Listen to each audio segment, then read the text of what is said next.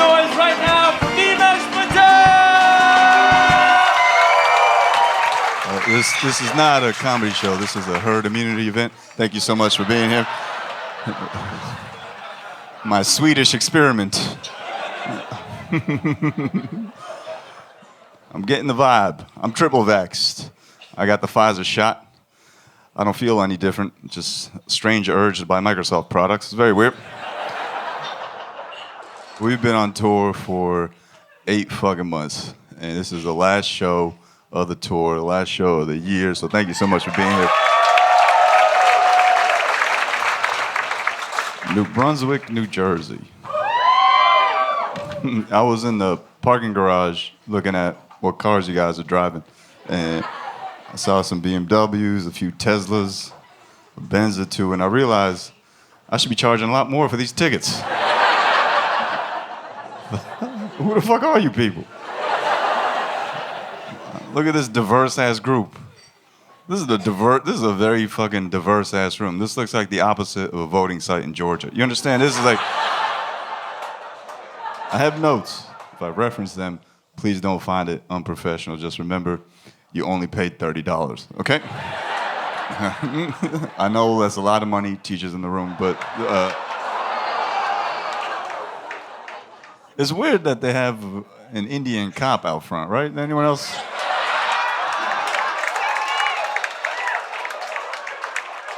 It's a fucking Indian cop. You see this? He don't even look like a cop. He looks like some resident at UMDNJ just moonlighting. His times are tough as internal medicine resident, man. You know. I want him to shoot me. I do. I want him to shoot me just for the story. Indian cop kills Indian comedian.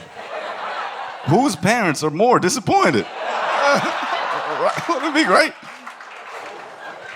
If I'm gonna get shot by the cops, I'm gonna ask to get shot in the knee. I'm in the market for a new knee. I am. I'm tired of these knees. I was playing basketball with these teenagers. Well, not really playing. I was just standing there. And every time they passed me the ball, I would shoot, and I would miss. They called me no mesh for 3 hours. It was whatever, man. Shooter's gonna shoot, cop's gonna cop, Rittenhouse is gonna Rittenhouse, right? That's what.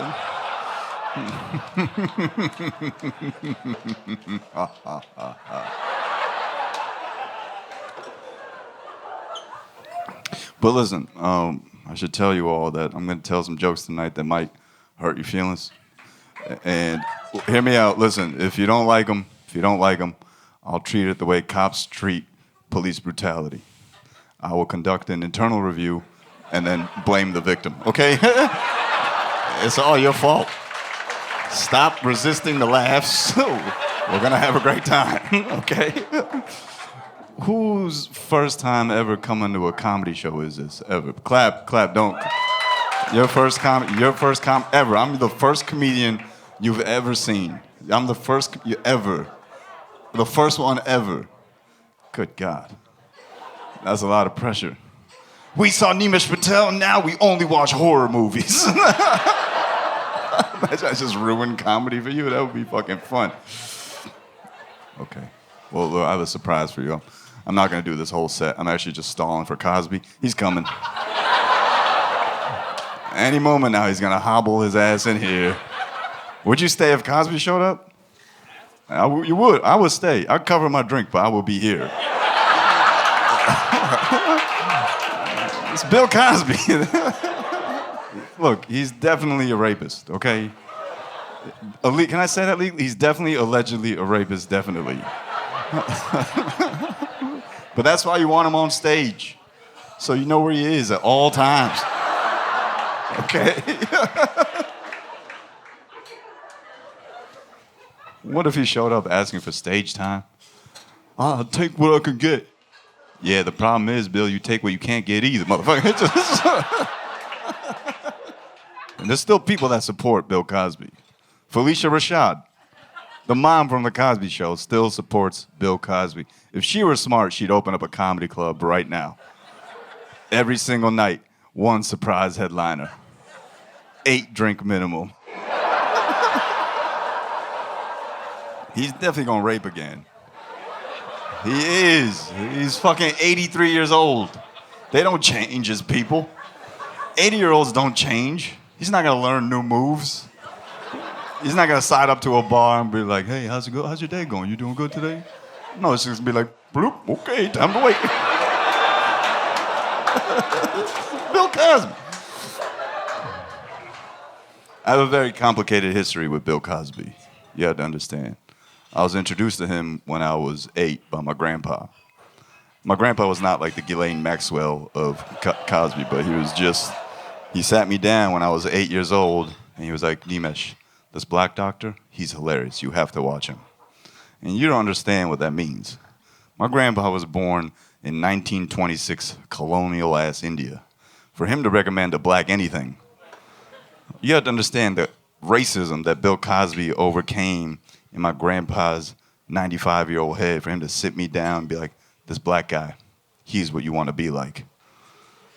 But see, my grandpa was bedridden 10 years before he passed away. He had no idea what this black doctor was up to. And I didn't have the heart to tell him. I couldn't be like, hey, Dada, remember that black guy you love so much? Yeah, he's been raping people for like 60 years. Because my Dada would have just been like, I knew it. I ain't doing that, man. Listen, if you're here and it's like one of your first times seeing me in totality, whatever fuck, please understand that to have a good time tonight, you have to understand that I'm a good person. I am. I'm a great human being. I actually started a charity recently. I was inspired by that gymnast Simone Biles. Started a charity for women with mental health issues. It's called Bitches Be Flippin'. Now listen.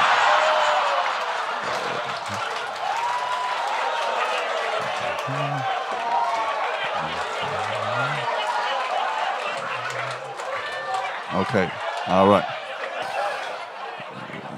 Now listen, if you're not laughing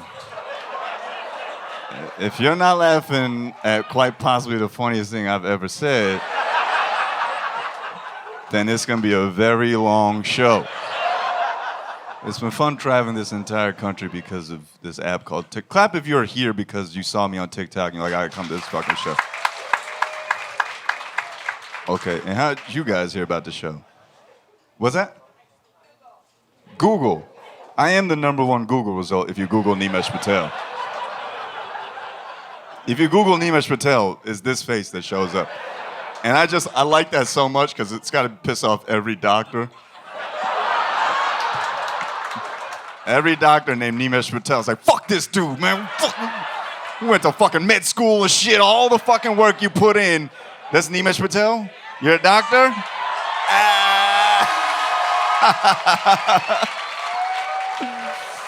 What kind of doctor are you? You're not a doctor. Oh, what are you? Listen, I'll do the jokes, all right, buddy? TikTok is a wild technology. It used to be a sound.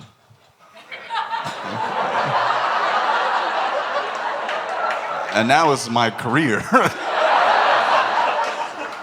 It used to be a song. TikTok was a song. Remember that song, Kesha? Wake up in the morning feeling like P. Diddy. What? What does a 21-year-old white woman know about waking up as a 40-year-old black man worth $500 million? Is that how good it is to be a white person? You just wake up and live the yacht life. That's what your life is? You're white, right?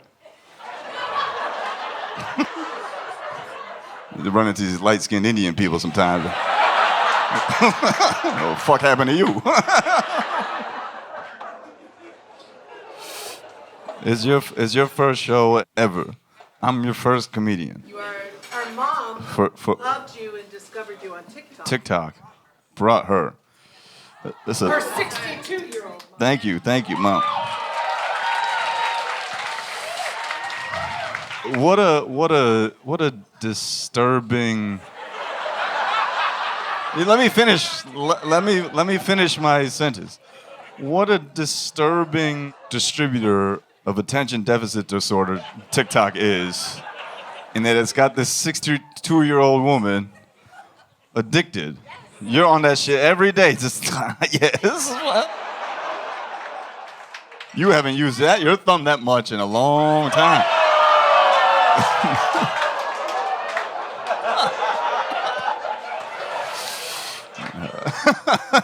It's terrifying. What's your name, Miss? Cynthia. It's also your first time at a comedy show. What's your name? Nake. Okay. And how'd you hear about the show, Nake? TikTok? She's a grown woman. How old are you? 23, okay. She's not 62, but she's on TikTok. Nake, this young African American woman, and you, Cynthia, you are white as shit. Look, this is how diverse TikTok is. It's fucking preposterous. Don't worry, I see all the Indians like, when is he gonna talk to us? Relax. It's coming, okay? This lady right here. We came to be talked to, okay? This is, why are you talking to white women and black women? This is fucking Indian time. We paid $30 good to be here. Relax. It's coming, okay? Don't worry. I gotta get everyone else out the way first. Indians will fucking wait. Indians will hear all the shit about them, and then when I start talking about something else, I'm like, all right, look, can we get the check? It's weird building a fan base because I stopped paying attention to comments because I hired a social media team. But before, I was reading comments quite a bit, and they drove me nuts because the most divisive clips do the best. If I put up some shit where I'm trying to unify people and be like, man, we all have this in common, people, man, fuck you, this shit is corny. But if I put up some shit where I insult Trump supporters, people go fucking bananas. Like, yeah, man, fuck Trump. Fuck anyone that supports Donald Trump. Fuck. I'm like, yes, keep arguing. Yes, fight. More tickets for me. If I post something about Trump, I couldn't give a fuck less about Donald Trump. I go for the joke. The joke is the most important thing for me. Like, I will shit on Trump and Biden equally, but shitting on Biden now feels like you're making fun of someone in hospice. You know what I mean? Like, why am I do that? Fucking cares, man. He's gonna die.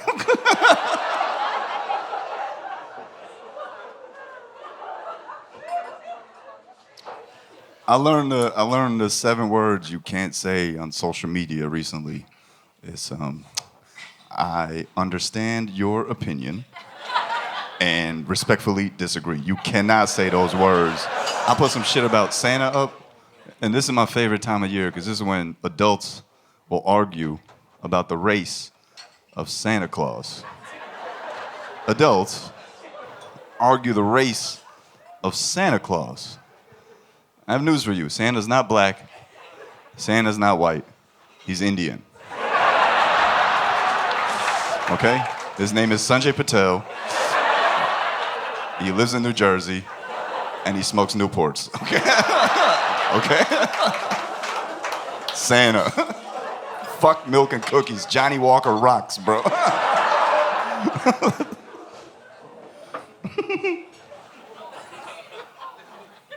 You know, Nick, I've been all around this country. I was just in Texas. You been to Texas? No, yeah. Was that a woman who just clapped for Texas? How? Why? How as a woman can you still rep that state at all in the slightest?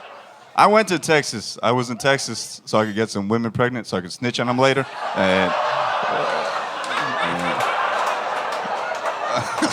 you guys are sucking soft as shit, man. You're a soft-ass crowd.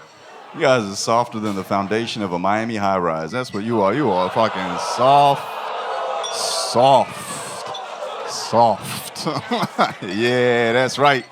I was debating whether or not I would tell that one, but it was on real shaky ground, that joke. But here we are. Yeah, I know. Did I double down? I did double down. It's been odd to build a fan base because fans will let you know how they feel. I've realized most of you are good people, but some are pretty entitled. And I get two big comments. One is, why is he always drinking something? Why is he always drinking? People have a problem with hydration. Why is he always drinking something? Let me clear the air. Usually, it's Pellegrino. But I drink Pellegrino because it's Italian, and I'm trying to devalue the brand. Do you understand? I am. I'm trying to devalue the brand of Pellegrino because they're Italian, so I presume they're racist. Italians are a racist people. I'm not talking about Italian Americans, but also Italian Americans, but Italians from Italy, they are a racist people. To this day, they throw bananas at black soccer players. To this day, Italians will throw bananas at black soccer players. And so in March 2020, I was traveling, and Italians were really like a hotbed of the coronavirus, and I saw some Italians getting pulled off a security line at the airport, and it warmed my heart. As a brown man, to see Italians get pulled off a security line, I was like, ah. And then by some weird alignment of all the stars in the universe, I happen to have a spare cannoli on me, right? So I fucking threw it at him. I was like, how do you like it now, huh, Fredo? Fredo is the N-word for Italian people. Word? Is it really the N-word for Italian people? You can't go to Olive Garden and say, hey, give me the pasta aisle N-word, please. Fucking Chris Cuomo. Speaking of Fredos, when I started this tour, Cuomo was still governor, and he had a curfew at 11 p.m. I guess that was his molesting hour, you know? That's when the hands come out. And now they've both been let go. They've both been fucking, their jobs have been ended. It's so funny. I was in St. Louis, and they're famous for this dish called toasted ravioli. That's the famous dish, toasted ravioli. And this waitress, would you like some toasted ravioli? I was like, oh, that's interesting. That's what we call a Cuomo in New York when they've been fired. I like that joke. Okay, good. And the second comment I get is, why does he laugh at his own jokes? Why does he laugh at his own jokes? Well, for one, they're funny. And two, I'm having fun up here. And three, most importantly, listen, comedy audience, this is going to sound arrogant, but I'm better at comedy than all of you. None of you could do this at the rate I'm doing it as good as I'm not. Hear me out. Some of you are in disbelief. I'm just telling you that, and that's not just performing and writing jokes, etc. I mean, I understand comedy better than all of you. I know what's funny better than all of you, okay? So if I'm laughing at something, just follow my lead, okay? Just trust me. It reminds me of when like people talk shit about LeBron. LeBron made a bad basketball decision. Bro, you just put on pants. What the fuck are you talking about?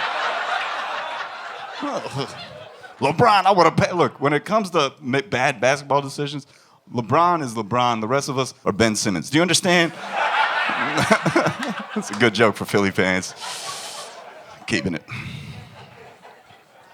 I've always been funny. I was raised in a funny household. My grandma's like one of the funniest people to ever exist.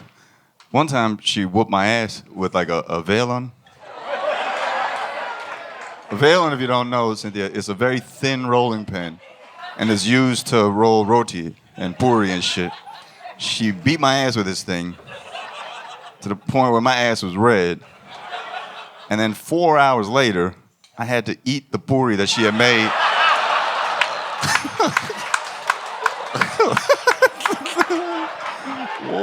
What's funnier than that? Here you go. Grandpa is the reason I'm funny. He taught me English. He taught me English because he was born in 1926 colonial India. The Brits beat it into him, and then he beat it into me. And that's why I do comedy. He was the first person to ever tell me a joke. And I don't know the joke, but it goes in Gujarati, which is the language I speak. Maybe some of you older Gujarati people might know this. You're not old? He said he graduated in 1997. I'm surprised you're not dead right now, bro. 1997? What year were you born, Nake? 98. You old as shit, man. Fuck. It's all right. It's okay, man. It's okay, Nimesh. I know life is hard. That baseball hat ain't fooling nobody.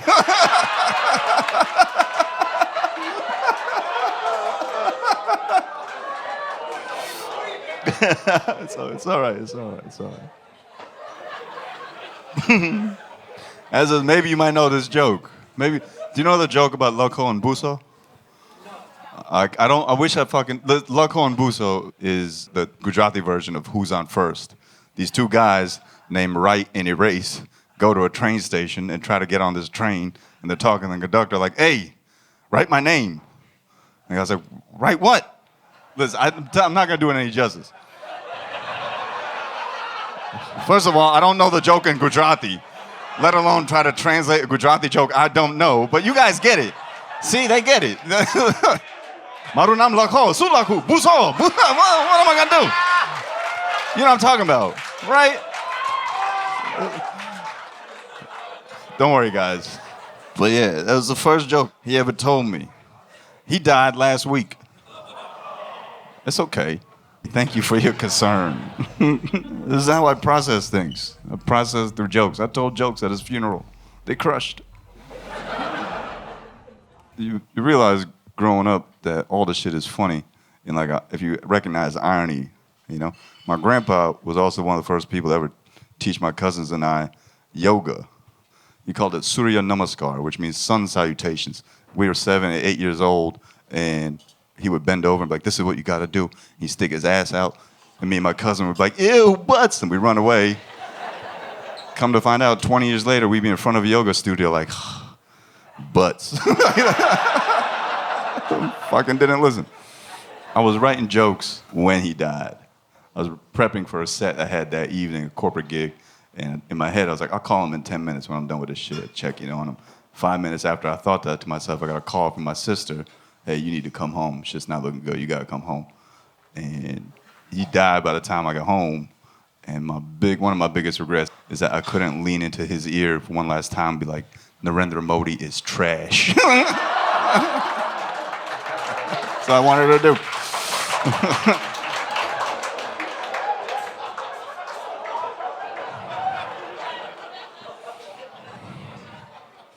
Narendra Modi is the Prime Minister of India, and if you're a 1926 born Gujarati person, Narendra Modi is like your fucking dude.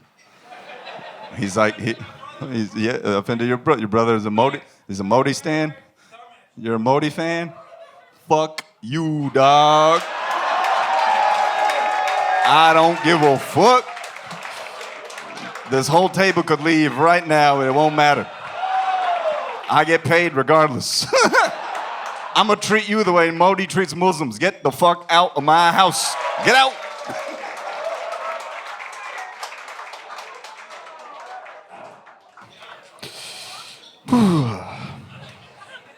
Anyway, been thinking about death. Death is on my mind. You gotta laugh at it, because we're all gonna die. People go through life all upset and shit. We're all gonna fucking die. I've been thinking about death, not only because my grandpa died last week, but also because I live in Brooklyn. And it's changed. It's going back to where it was before people used to say it's changed.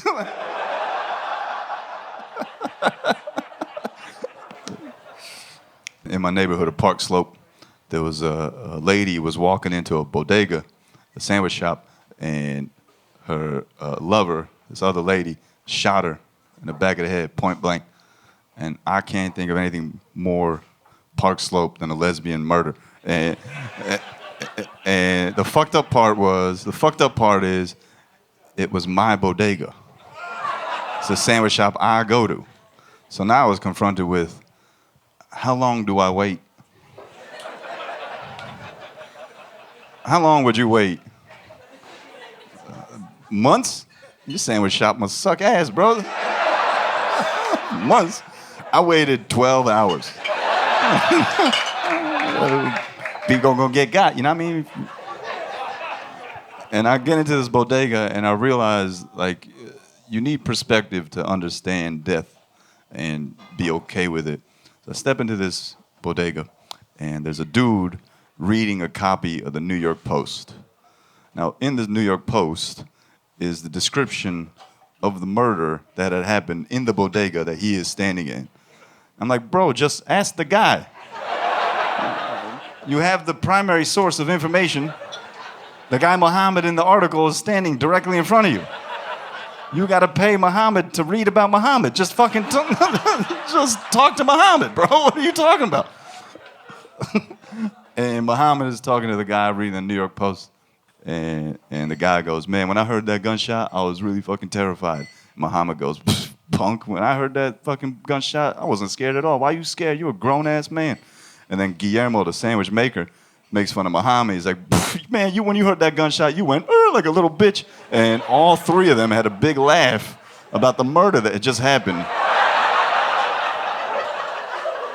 And I couldn't understand why these dudes had so much perspective, and then it clicked in my brain. Guillermo's from Guatemala, and people get shot buying sandwiches all the time in Guatemala. And Muhammad's from Yemen. They don't have sandwiches in Yemen, okay? If you're not laughing at that, your problem is not with me. Your problem is with Saudi Arabia, okay? I didn't cause no blockade.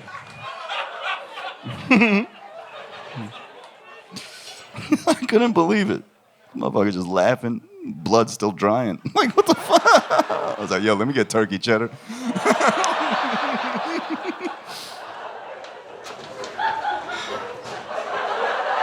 Where is that laugh? That's you? What's your name? Jay and? How you know each other? You're friends, okay. She put that down before you put his drink down. We're friends. Sonny just found out you're friends. Split the check here, please. That's a good laugh. If I'm doing a joke and I don't hear that laugh, I'll know it wasn't good. Because that sounds like a hearty. What's that? You got to hear it every day.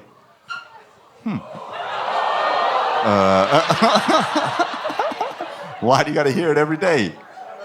She works for you. Oh, that's why you're friends. Friends with health benefits. You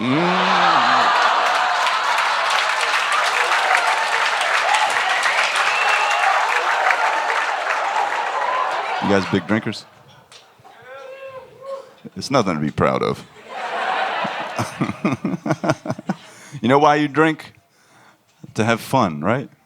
I drink because fun is over. People drink to drown their demons. That's what they say. That's why people drink for real. Problem is, demons float. They're made of nothing. They're like fart bubbles in your swim trunks, you know what I mean? They're gonna come up. Gotta address what's causing that shit. And don't get me wrong, I love alcohol. I owe my whole life to alcohol. My dad has a liquor store, you know what I mean? Paid for everything I ever did as a kid. It was so weird. My mom discovered I was drinking freshman year at NYU. She found a bottle of whiskey in my fridge when she was moving some shit in. And she was like, I never thought my son would drink. What is this? I'm like, Mom, we have a liquor store, bro. What are you talking about? Supporting the family business here. Are there college kids here? Where you at, college kids? You college? Your parents tell you not to drink and shit? Not really. What about you guys? Where do you at, college kids? Your parents ever tell you not to drink? No. What kind of parents you have? Alcohol will ruin your fucking life. It will. My cousin was set, he went to Rutgers, was set on being an investment banker when he started freshman year. And the freshman year, he got blackout drunk, ended up in a hospital in Philadelphia, an hour and a half away. Till this day, we have no idea how he got there. Woke up the next morning, had to have his stomach pumped, fucking medical bills out the ass, ruined his fucking life. You know what he is now? Fucking loser ass orthopedic surgeon, okay? Alcohol will ruin your life. Are there religious people in the room? Clap if you're religious. Wow. You godless fucks. What the fuck happened to you? Who do you blame for all your problems? Yourselves? No wonder y'all been drinking so much. Just blame God. It's so much more fun. People leave religion all the time, which it makes sense to me, because religion requires practice. You gotta practice your religion. Everyone's walking around thinking they're Allen Iverson. You're not. It's a joke for 7 people, but that works. That's good. Practice? You're talking about practice. Practice? I've been talking across this country, talking a lot of shit about Christianity, and Christians get real upset. And it's like, bro, I talk shit about Christianity because this country was apparently, allegedly founded on Christian ideals, right? That's what they tell us. America was founded on Christian ideals. And I know this to be true because I've traveled the entire country and seen churches everywhere, especially in places God clearly left a long time ago. And I was in Tampa, Florida, and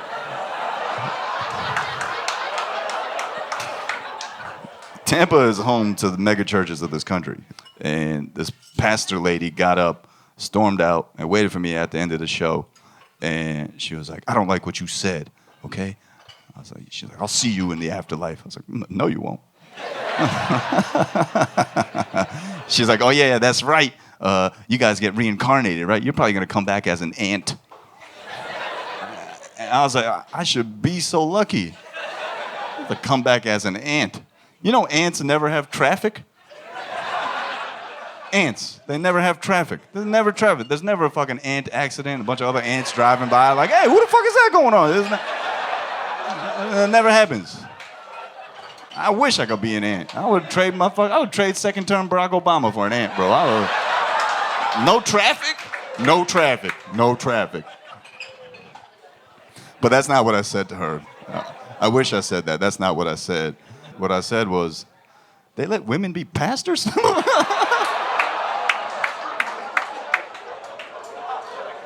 I know I've said some shit about Christianity, and, you know, if I were worried about your stupid-ass religion, I would apologize, but... He's going to hell. No, I ain't. This shit ain't real. I don't live by your goofy-ass rules. People leave religion all the time. I respect religious people. I do. I truly do. Anyone who guides their life by some kind of ideology that tries to make them a better person, I truly respect that. But some of these rules that make people like go crazy, you have to understand they're written by losers. Like, thou shalt not lust. Definitely written by someone who got no pussy whatsoever, right?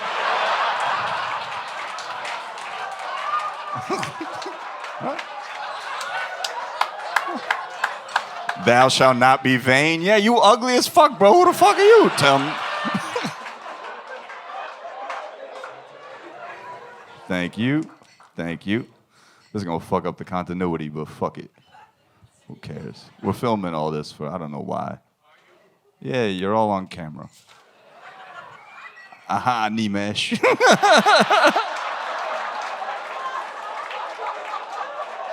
Nimesh Patel cancels other Nimesh Patel? How did this happen?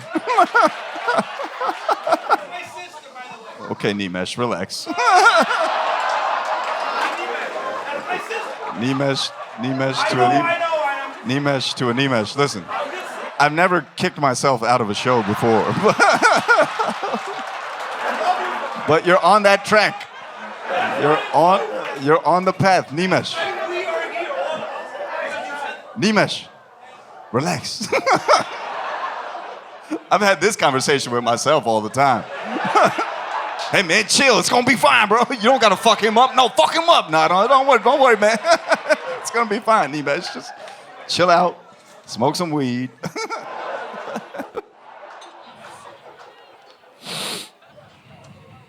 Olivia, what are you studying? I am an opera singer. You're an opera singer? Good God.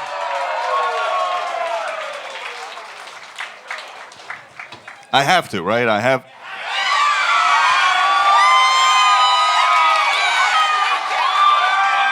One note. Say, hold on. Can you say fuck you, Nimesh? Fuck you, Nimesh.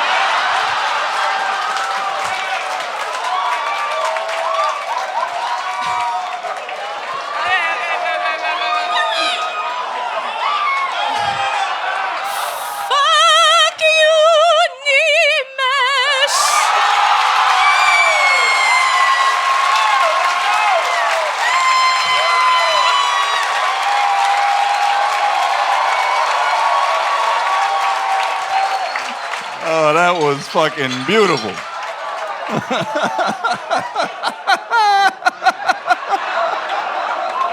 That was fucking ridiculous. I cannot believe that happened. I'm religious because my parents are religious. I'm religious because my dad's religious because he's been shot at. And my mom's religious because my dad's been shot at.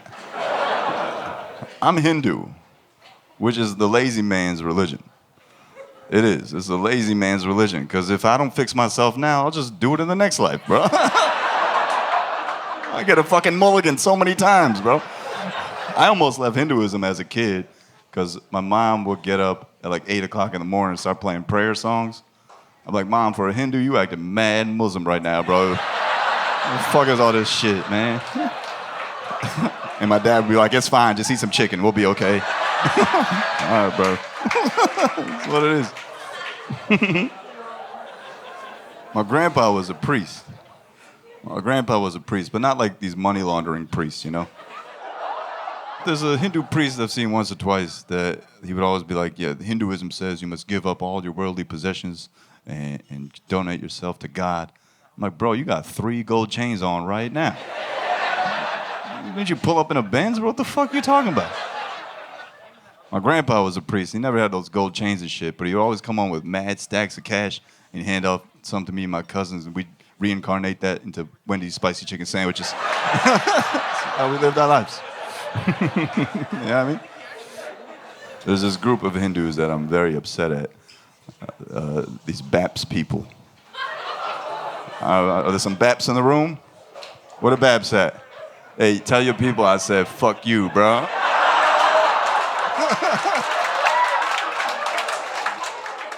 Baps is a religious sect of Hinduism, B-A-P-S. It stands for bullshit ass praying swindlers. That's what it stands for. These motherfuckers built a $10 million temple in New Jersey. Not too far from here. A $10 million temple in New Jersey. But instead of using labor from the United States and paying a fair wage, they imported lower caste labor from India, kept them on temple grounds, paid them nothing, and said, God wanted you to do it this way. Sidebar, that's the most American shit I've ever heard, but if you're Baps in the room, come on stage, I'll fight your malnourished ass. All of you. Fucking vegans. No refunds, bitch.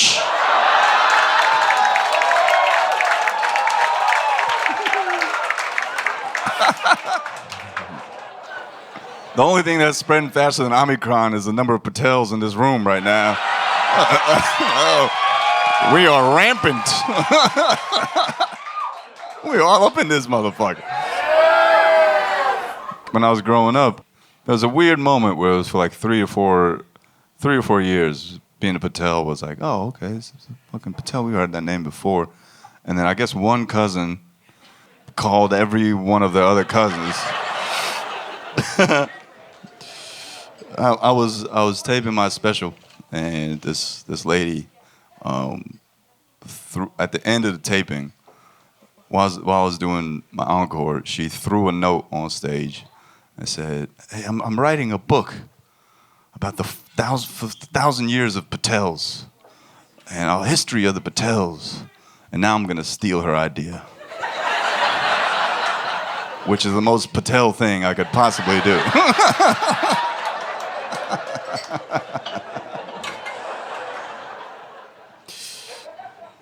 Traveling across this country has made me realize that Americans do not deserve health care. We don't. We need it. We certainly need healthcare because we're fucking dumb. I was in Texas. I was in Dallas, Texas, and I saw a ham salad on the breakfast menu. Ham salad, chicken, waffles. That's not a breakfast order. That's something you get on death row. You understand? Even then, the warden would be like, hey, man, you got to watch your cholesterol, bro. You can't be... What the fuck are you doing eating all this shit? I don't respect doctors. I think you get too much fucking credit. They do. You know, I understand. And look, I talk so much shit about doctors. I was like, you just jealous. You're not smart enough to become a doctor. Every doctor knows at least one doctor. We're like, yo, how the fuck did this guy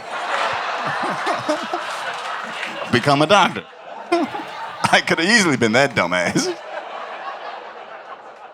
Doctors ain't shit. I know there's some doctors in the room. Are there doctors in the room? Clap if you're a doctor. You're a doctor? You're a doctor? You're a doctor? Where you at? What kind of doctor are you? You're a med student. There's still time to get out. I think most doctors are good people. They want to help, and then that cash comes. They're like, you know what? Fuck people. I understand. I like money too. One of my cousins asked me, what would you do for $1 billion? I said, I would murder my pediatrician for $1 billion, bro. I will murder that motherfucker in front of his patients. But yeah, that's what happens, bitch. That's what happens. That's for slapping me when I was born, motherfucker. AK, you got any hobbies? Not really. I only ask, I just started biking. Me and my friends, we started a bike gang. We meet up and say racist but accurate things about the Hasidic Jews together. Racist but highly accurate things about the Hasidic Jews. Straight from the New York Post. Hasidic Jews are having super spreader parties. They are having super spreader parties. These Hasidic Jews are buying up all of Williamsburg. They are buying all of Williamsburg. And then I read these Hasidic Jews, these Hasidic Orthodox Jews are pro-Palestine. And I was like, what? That's mind-blowing. They think that Israel is going against the Old Testament by not letting Palestine have its own statehood. And I read this fact, and I was like, oh, fuck. You know what? These Hasidic Jews, they can bite all the baby dicks they want, okay? Oh, you don't know that story? Oh, y'all don't know there was a rampant outbreak of baby herpes in the Hasidic Jewish community because these moils, instead of performing circumcision with tools, they use their teeth.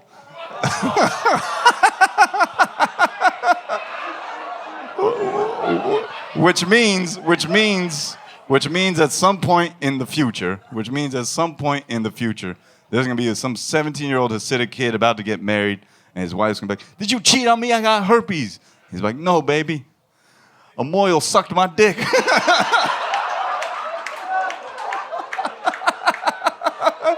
You guys are soft as shit, man. That shit is gold.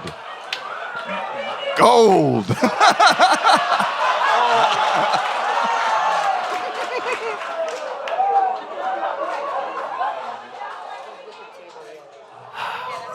Understand? Any military people here, by the way? Clap if you're in the military. None? Wow. Maybe the sniping in the back. One more word, brown boy.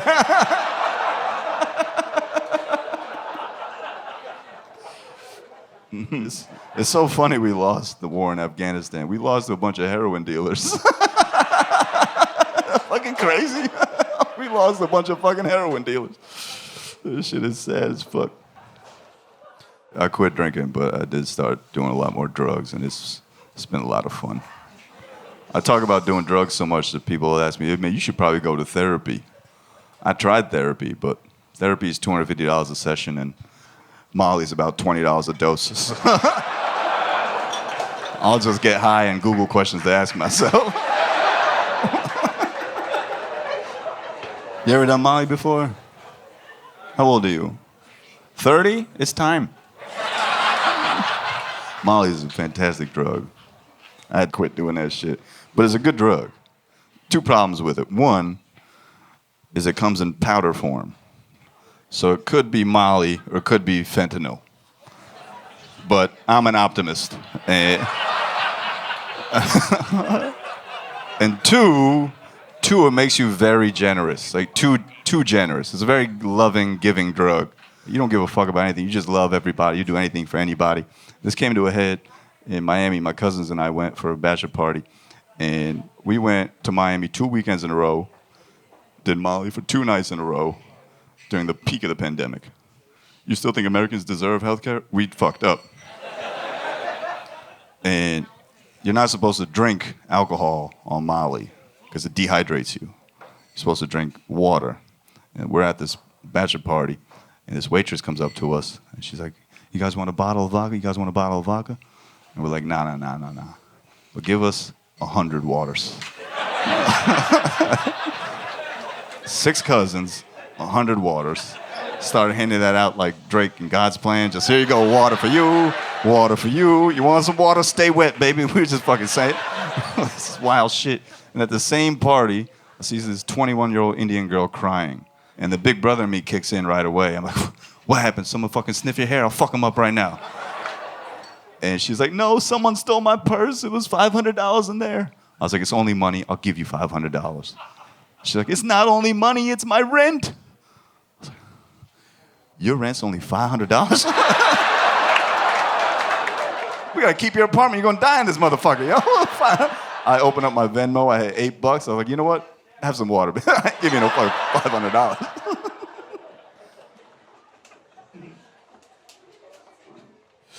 Olivia, do you do drugs? Yes, sir. You Good. What was your drug of choice? Quaaludes? What the fuck? Ladies and gentlemen, Bill Cosby. Someone say Quaalude.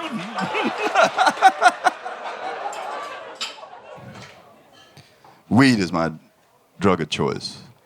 I smoke weed quite a bit. Hindu Kush is my favorite. Hindu Kush, I was smoking it the other day, and I was like, oh, this shit is perfect. Hindu Kush. Kush means happiness in Sanskrit and in Hindi. I'm smoking this shit, like, oh, this shit is fucking dope. Hindu Kush, I'm smoking Hindu Happiness 101. And then I looked it up. I was like, why is this shit called Hindu Kush? And it's because this weed comes from a region in Afghanistan, India, and Pakistan where they used to trade Indian slaves. And so many slaves died that they called it Hindu Kush, because Hindu Kush means Hindu killer. I'm smoking this shit like, nah, I'm gonna just keep lying to myself, man. Hold on, that shit. You right here, Indian lady, looks concerned. Are you with your parents? How old are you? You're 24. This is your brother, I'm guessing. 21. 16.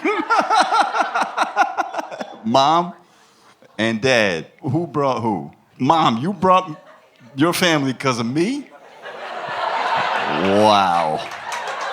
Well. I'm about to corrupt your children. Although I'm sure do they drink? And mom's shaking her head no. Daughter's like, yeah. This is a classic communication issue. What's your name, Mom? Anita. What do you do, sir? You're a financial advisor. And what about you, Anita? You work for a medical dispensary?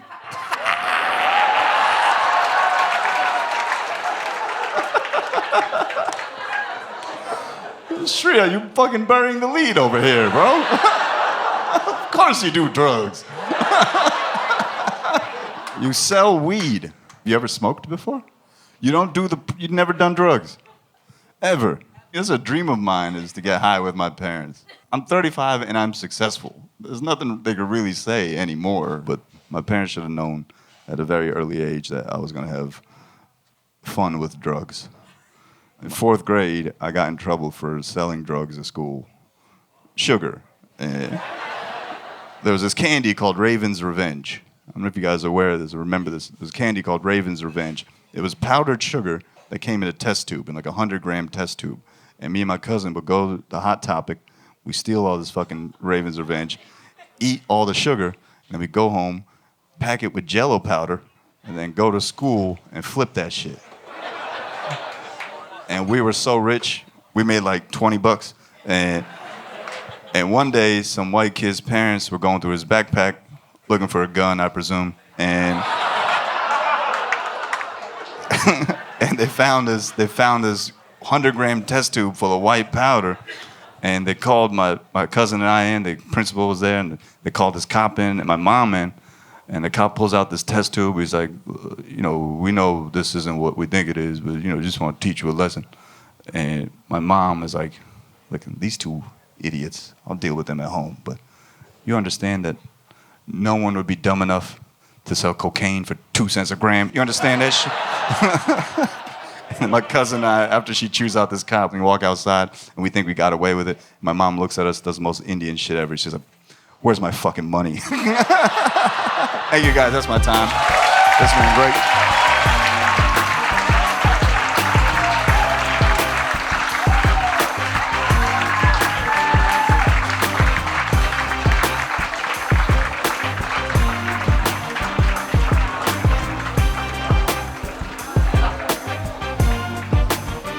Come on, keep it